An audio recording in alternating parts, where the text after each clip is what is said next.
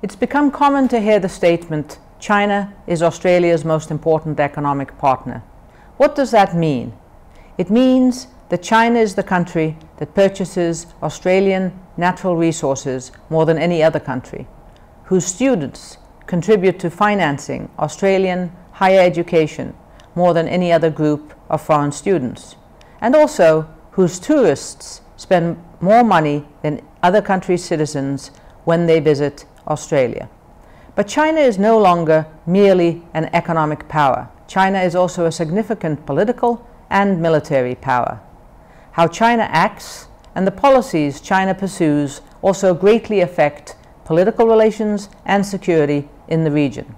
However, Canberra's political relationship with Beijing is far less developed than its economic relationship. Australian and Chinese senior political leaders do not meet regularly to discuss either major regional issues or problems in the country's bilateral relationship. The countries do not have a regular, high-level strategic dialogue which would enable senior political leaders to regularly interact, to better understand their counterparts' thinking, and routinely discuss areas of disagreement.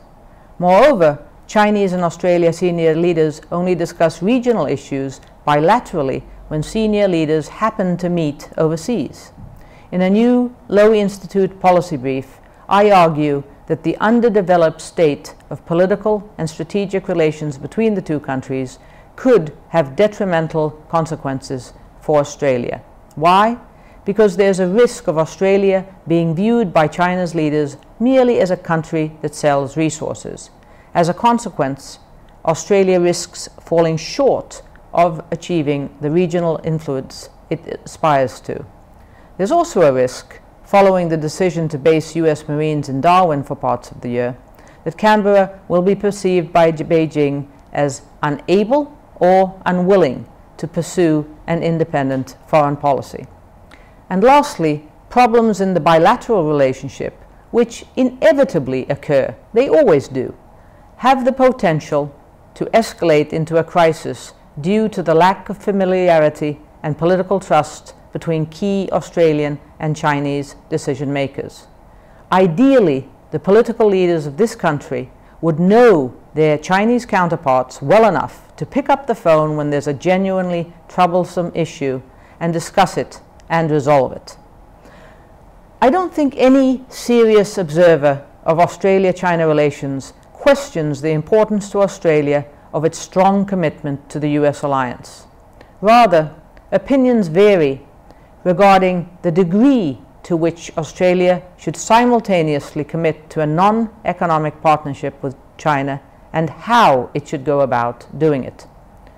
At present, Australia pays lip service to the notion of building trust with China, with public assurances that Canberra wants to have both an ally in Washington and a friend in Beijing.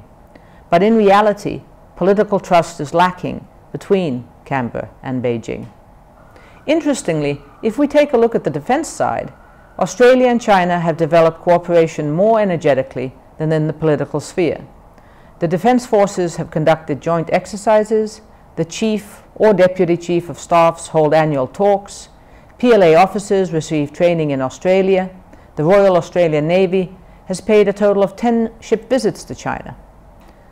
This long list of interaction between the Australian and Chinese defense forces looks impressive on paper, but actually, in research interviews, Australian defense officials said that on substantive issues, defense cooperation has so far merely scratched the surface. There is general agreement that though the defense relationship has the potential to expand, it cannot progress much further without the foundation for political trust being laid. In the new Lowy Institute policy brief, I recommend that the Australian Prime Minister clearly state Canberra's desire to build substantial political ties with Beijing with the goal of increasing political trust. In my view, Canberra should pursue an annual, high-level strategic and economic dialogue with Beijing. The dialogue should be held at a minimum at the cabinet minister level and include three strands: political, defense, and economic.